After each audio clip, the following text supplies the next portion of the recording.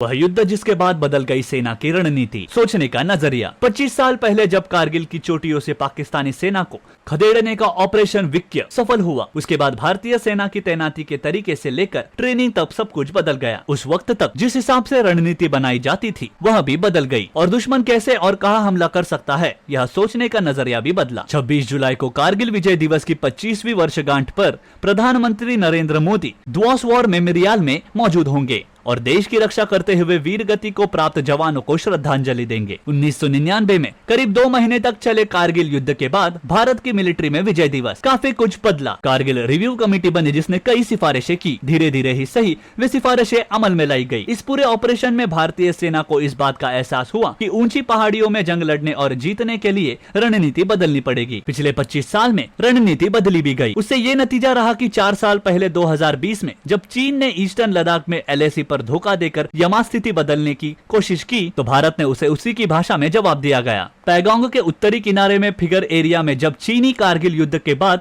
यह सोच बदली गई कि दुश्मन किसी खास इलाके को ही टारगेट कर सकता है, फिर नई सोच के साथ नई रणनीति बनाने लगी और उसी हिसाब से ट्रेनिंग भी शुरू हुई। तब यहाँ सर्दियों में ऊंचाई की पोस्ट खाली कर दी जाती थी, वही अब सैनिक हर मौसम में डटे रहते हैं। भारतीय सेना अपने जवानों को हाई अल्टीट्यूड एरिया में तैनाती से पहले खास तरह की ट्रेनिंग देती है। कारगिल की जंग से पहले भी ऐसा होता रहा है, लेकिन कारगिल के बाद साल 2000 में एक नए बैटल स्कूल की स्थापना हुई द्वास में, जहां कारगिल की सबसे भीषण जंग लड़ी गई थी।